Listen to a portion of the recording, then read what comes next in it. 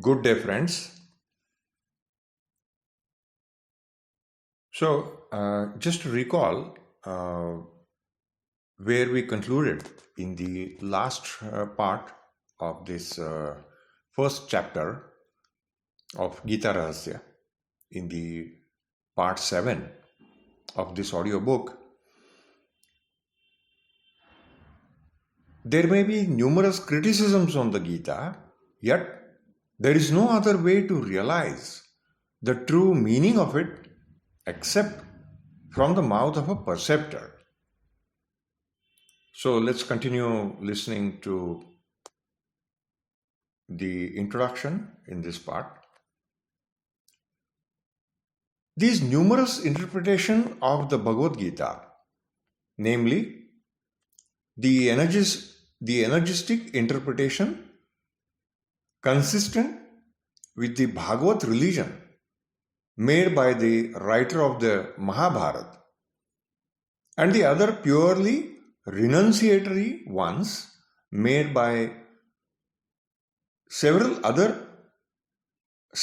later acharyas, yogis, or devotees of the blessed Lord, consistently with the different traditionary schools to which they respectively belong, are likely to cause confusion. And one will naturally ask whether it is possible that all these mutually contradictory interpretations can be put on one and the same work.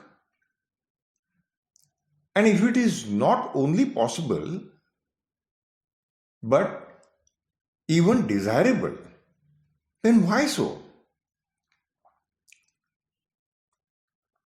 No one can entertain any doubt that these various acharyas who wrote the commentaries were learned, religious, and extremely pure-minded. Nay, one may even say that the world has not to this day produced a philosopher of the caliber of Sri Shankaracharya. Then why should there have been such a difference between him and the later acharyas? The Gita is not such a pot of jugglery that anyone can extract any meaning he likes out of it. The Gita had been written long before these various schools of thought came into existence, and it was preached by Sri Krishna to Arjuna, not to increase his confusion, but to remove it. And it contains a preaching of one definite creed to Arjuna. And the effect of that advice on Arjuna has also been what it ought to have been. Then, why should there be so much confusion about the teaching of the Gita? This question seems a really difficult one. But the answer of it is not as difficult as would appear at first sight. Suppose, looking at a sweet and nice food preparation, one says that it is made of wheat, and another one says it is made of ghee, and the third one says it is made of sugar, according to his own taste.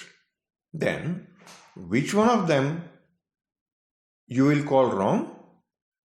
Then which one of them will you call wrong? Each one is correct in his own way, and ultimately the question what that food preparation is remains unsolved, because as it is possible to mix wheat, clarified butter, and sugar, and to prepare from them various kinds of eatables such as ladus, jalebi, ghevar, etc. The particular eatable cannot be sufficiently defined by saying that ghee or wheat or sugar is the principal element in it. Just as when the ocean was churned, though one person got nectar, another one got poison, and others got Lakshmi, Airavat, Kaustubh, Parijat, and other articles. Yet the real nectar of the ocean was not thereby fixed. So also is the case of the commentators who have changed the ocean of the Gita on a doctrinal basis. And one may even say, just as the same Sri Krishna Bhagwan, who had entered the Darbar at the time of assassination of Kamsa, appeared to various persons in different forms. That is, he appeared to athletes like adamant, and to women like the god of beauty, and to parents like their own son, etc. So also, although the Bhagavad Gita is one and the same, people following different cults see it in a different light. Whatever religion cult may be taken, it is quite clear that ordinarily it must be based on some authoritative religions, text or other. Otherwise, that cult will be considered to be a totally without authority and will not be acceptable to people.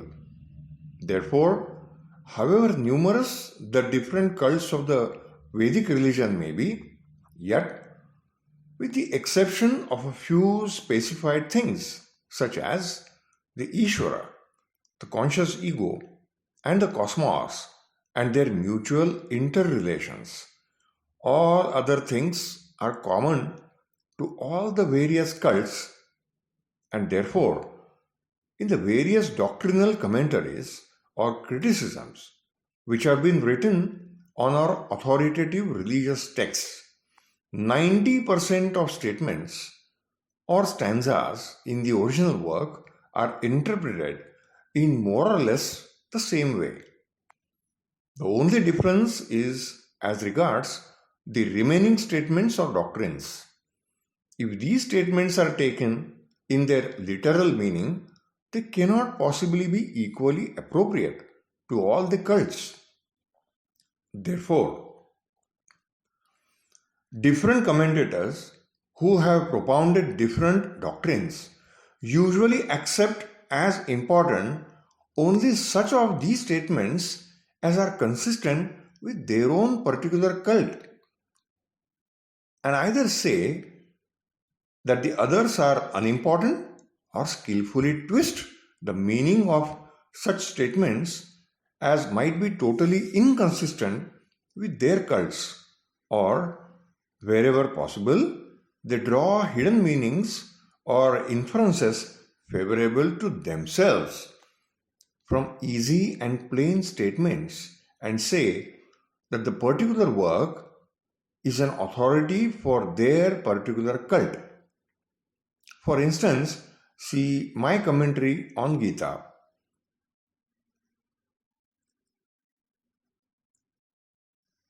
Chapters 2, Chapters 3, Chapter 6 and Chapter 18.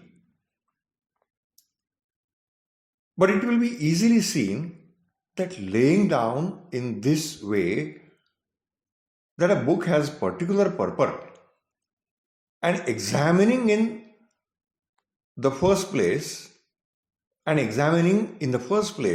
without prejudice the whole of the work and drawing its implied purport without insisting that one's own cult is propounded by Gita or any such other thing are two totally different things. If one gives up the doctrinal method of determining the purport of a book as faulty, one must show what other means there are for determining the import of the Gita. There is an old and more or less generally accepted rule on this matter in the form of a verse of the Mimamsa writers who were extremely skillful in determining the meanings of a particular book, chapter, or sentence. The verse is as follows, wherein the Mimamsa writers say that if one has to find out the purport of any particular writing, chapter, or book, then the 7 things mentioned in the Sanskrit verse are necessary. And all these 7 things have got to be considered. The first 2 of these are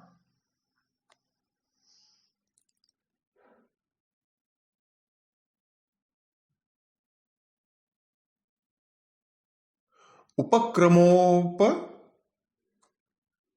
Samharyo, which mean that beginning and the end of the book. Now every writer starts writing a book with some motive or other in his mind. And when that particular object has been achieved, he completes his book. Therefore, the commencement and the end of the work have first to be taken into account in determining the purport of the book.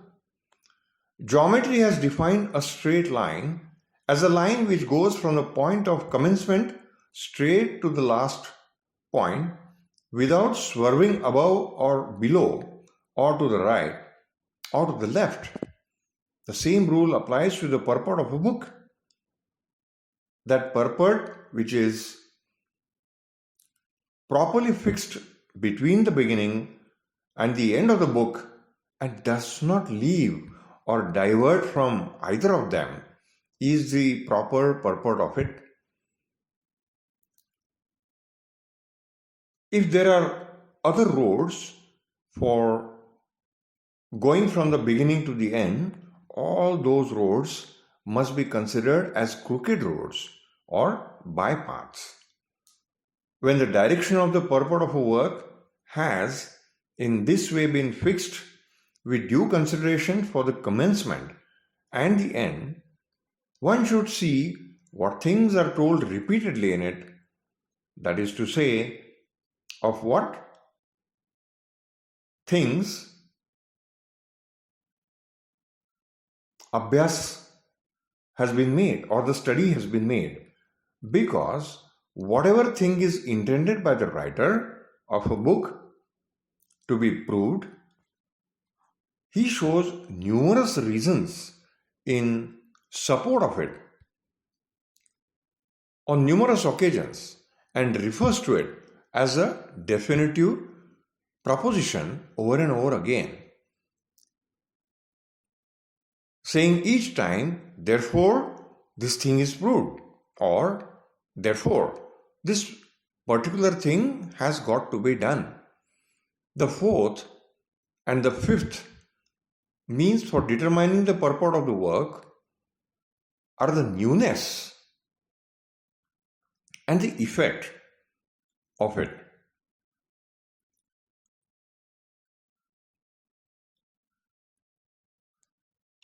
Unless the writer has something new to tell, he is usually not induced to write a new book.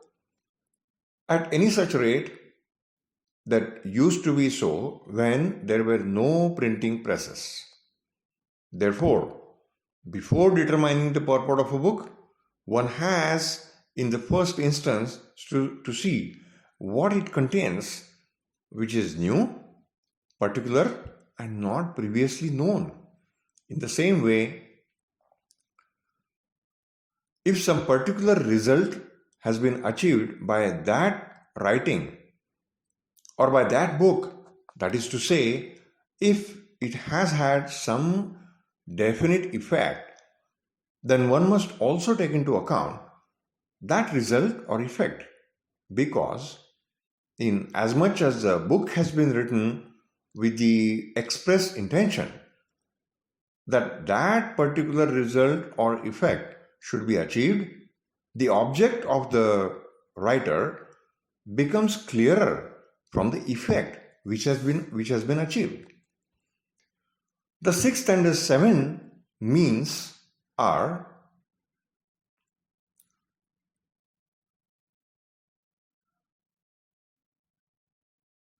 the sixth and the seventh means are Arthavada and Upapatti.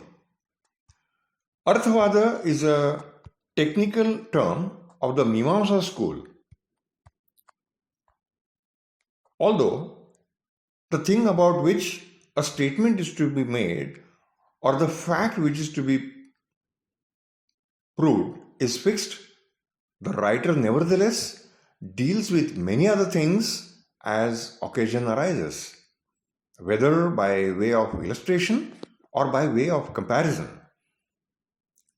in the course of the argument, and whether for showing consistency or for showing the similarity or the difference, or in order to support his own side by showing the faults of the opposite side, or for the sake of grace, or as an exaggeration, or by way of stating the previous history of the question, or for some other reason, with the idea of supplementing the argument, and sometimes without any reason whatsoever. The statements which are made by the writer on such occasions are given by way of glorification merely, or of further elucidation, or are only supplemental, though they might not be totally irrelevant to the subject matter to be proved. And therefore, it is not certain that such statements are always true.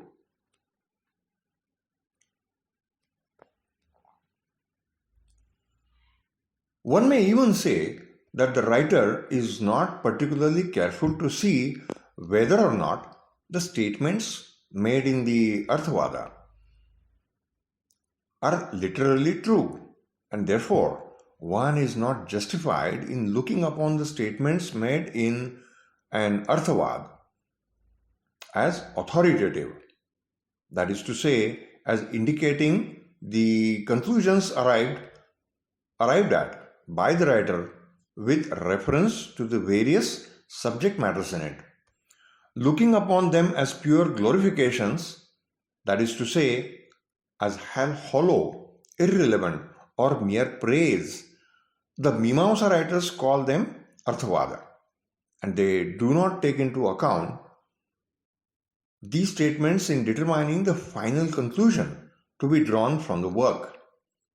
Even after all this, one has still to see ultimately the Upapatti. Upapatti or Upapadana is the name given to the refuting of all the things which would prove the contrary case, and the subsequent logical and systematic marshalling of things which support one's own case when you are proving a particular point. When the two ends, being the Upakrama and the Upasamhara, have once been fixed, the intervening line can be defined by the consideration of the Arthavada and the Upapatti. As the Arthavada shows you what subject matter is irrelevant or merely auxiliary, the man who attempts to determine the conclusion of the book does not touch the several bypaths. When once the Arthavad has been determined, and when once all the bypaths have been abandoned, and the reader or the critic takes to the correct path, The ladder of the Upapatti, like the wave of the sea, pushes him forward from stage to stage, further and further, from the beginning until at the last he reaches the conclusion. As these rules of determining the purport of a book laid down by our ancient Mimamsa writers are equally accepted by learned persons in all countries, it is not necessary to further labor their usefulness or necessity. Here, someone may ask, didn't the various acharyas who founded the various cults know these rules of Mimamsa? And if one finds these rules in their own works, then what reason is there for saying that the purport of the Gita drawn by the Mimamsa school is one-sided? To that, the only answer is that once a man's vision has been doctrinal, he naturally adopts that method by which he can prove that the cult which he follows is the cult established by authoritative religious treatises. Because doctrinal commentators start with this fixed preconceived notion regarding the purport of a book, that if it yields some purport inconsistent with their own doctrine, that purport is wrong and that some other meaning is intended. And though some rule of the Mimamsa logic is violated when they attempt to prove that the meaning, which in their opinion is proved correct meaning, has been accepted everywhere, these commentators, as a result of these fixed pre-convictions, are not in the least perturbed thereby.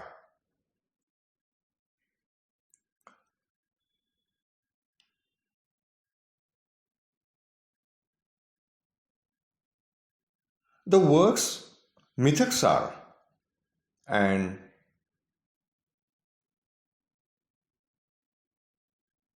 Dayabhaga, etc., which deal with the Hindu law, attempt to harmonize the Smriti texts on this principle.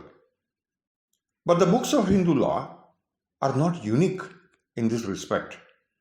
Even the numerous sectarian writers belonging to the numerous subsequent sects of Christian and Mohammedan religions twist in the same way the original works on these religions, namely the Bible and the Quran. And it is on the same principle that true followers of Christ have ascribed meanings to some of the sentences in the Old Testament of the Bible, which are different from those given to them by the Jews. Nay, wherever the number of the authoritative treatises or writings on any subject is fixed in advance, and one has to subsequently justify one's own position on the basis of these limited authoritative books, the same method of determining the meaning of any book is seen to be followed. This also accounts for the way in which present-day legislators, pleaders, or judges very often twist, one way or the other, former authoritative or legal treatises. If such be the case, with purely worldly matters, what wonder is there that divergent commentaries based on different traditions have been written on the Upanishads and the Vedanta Sutras, and side by side with them, on the third book out of the Prasthanatrayee, namely Bhagavad Gita? But if one leaves aside this doctrinal method and pays a little attention to the Upakrama, Upasamhar, etc. of the Bhagavad Gita, it will be seen that the blessed Lord preached the Gita to Arjuna at the critical moment before the Bharat war was actually started, when the armies of both sides had formed themselves into ranks on the Kurukshetra and were on the point of opening the fight, and that he has done so with the idea of inducing Arjuna, who had become dejected and was on the point of renouncing the world, to perform his duties as a warrior by preaching to him the gospel of the Brahman. When Arjuna began to see who had come to fight with him, taking the part of the unjust Duryodhana, he saw the old ancestor Bhishma, the preceptor Dronacharya, the preceptor's son Ashwatthama, the Kauravas, who, though antagonistic, were yet his cousins and his next of kin, relations, friends, maternal uncles, paternal uncles, brothers-in-law, kings, princes, prince, etc. And realizing that in order to win the kingdom of Hastinaputra, he would have to kill these people and thereby incur the greatest of sins, like the destruction of one's own clan, his mind suddenly became dejected. On the one hand, the religion of the warrior was saying to him, fight. And on the other hand, devotion to his ancestors, devotion to his preceptors, love for his brethren, affection for his relatives and other natural laws were pulling him backwards. If he fought, it would be a fight with his own people, and thereby he would incur the terrible sin of killing his ancestors, preceptors, relatives, etc. And if he did not fight, he would be failing in his duty as a warrior. And when in this way he was between the frying pan and the fire, he was in the same position as a person caught between two fighting rams. He was indeed a great warrior, but when he was suddenly caught in the moral net of righteousness and unrighteousness, he felt faint. His hair rose on end, the bow in his hand fell down, and he suddenly flopped down in his chariot, crying, I shall not fight.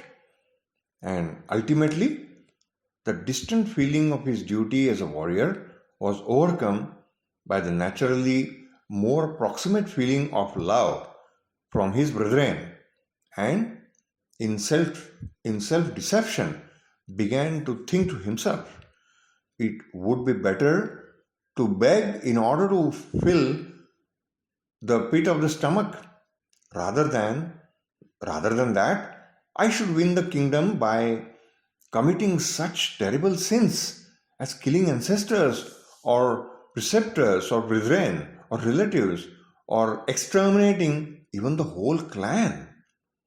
It does not matter. It does not matter one whit if my enemies, seeing me unarmed at this moment, come and cut my throat. But I do not wish to enjoy that happiness which is steeped in the blood of my own relatives killed in warfare and burdened with their curses. It is true, the warrior religion is there, But if on that account I have to incur such terrible sins as killing my own ancestors, brethren, or preceptors, then may that warrior religion and warrior morality go to perdition. If the other side, not realizing this, have become cruel in heart, I ought not to do the same thing. I must see in what consists the true salvation of myself. And if my conscience does not consider it proper to commit such terrible sins, then, however sacred the warrior religion may be, of what use it is to me in these circumstances? When in this way his conscience began to prick him and he became uncertain as to his duty or dharma and did not know which path of duty to follow, he surrendered himself to Sri Krishna, who preached the Gita to him and put him on the right path. And when Arjun wanted to back out of the fight, fearing that it would entail the death of Bhishma and others, though it was his duty to fight, Sri Krishna made him take up the fight of his own accord. If we have to extract the true purport of the teaching of the Gita, such purport must be consistent with this upakrama, which is the beginning, and the upasamhar means the conclusion. It would have been out of place here for Sri Krishna to explain how release could be obtained by devotion or by the knowledge of the Brahman or by the Patanjali Yoga, which were purely renunciatory paths or paths entailing asceticism and abandonment of action. Sri Krishna did not intend to send Arjun to the woods as a mendicant by making a sannyasi of him, filling his mind with apathy, or in the local language, vairagya, nor to induce him to go to the Himalayas as a yogi wearing a loincloth.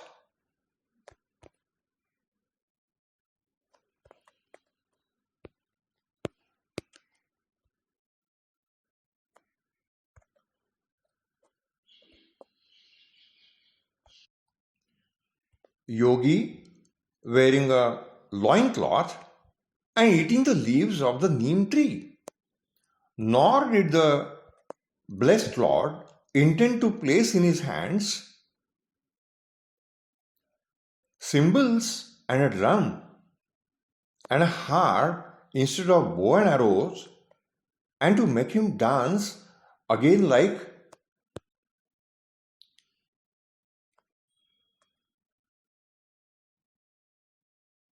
Bruhannala before the entire warrior community of India on the sacred field of the Kuru,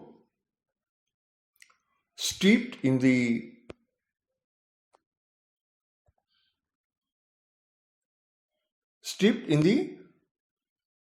beatific happiness of loudly reciting the names of the blessed Lord with the supreme devotion to the tune of those musical instruments. The dance which Arjun had to make on the battlefield of Kuru after having finished his period of remaining incognito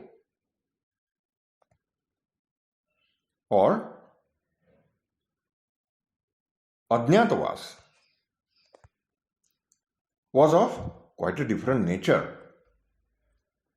When the blessed Lord was preaching the Gita, he has in numerous places and showing reasons at every step and using the conjunction tasmat, which means for this reason, which is an important conjunction showing the reason.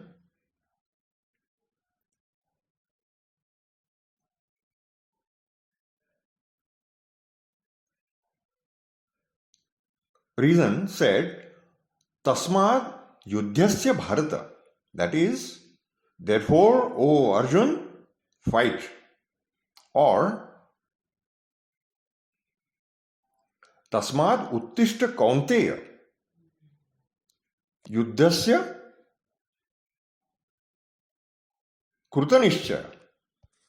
That is, therefore, determined to fight and rise.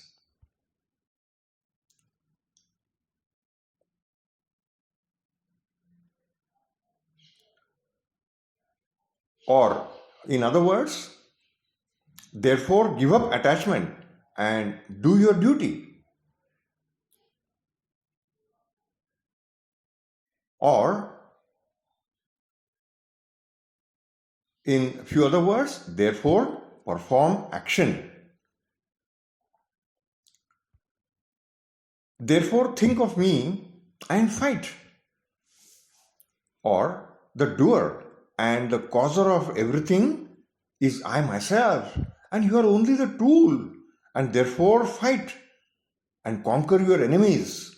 It is proper that you should perform all actions which are your duties according to the Shastras.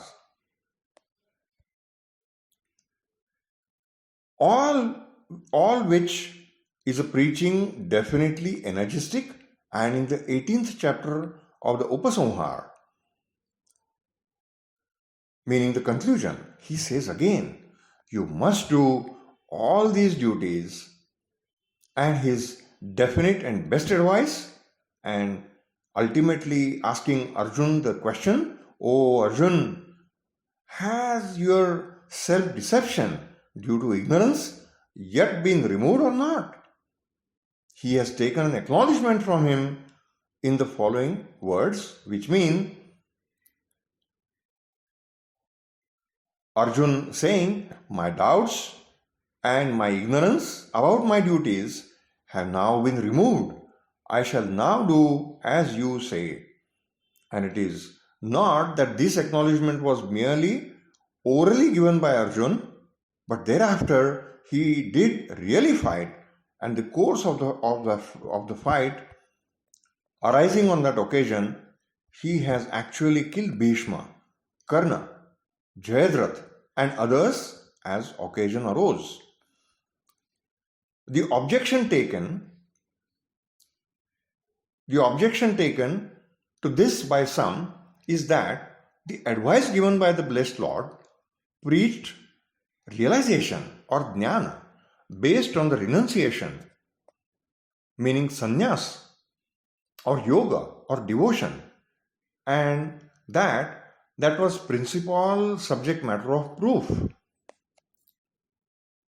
But that, as the war had already started, the Blessed Lord has here and there briefly praised in his preaching the worth of action and allowed Arjun to complete the war which had been started.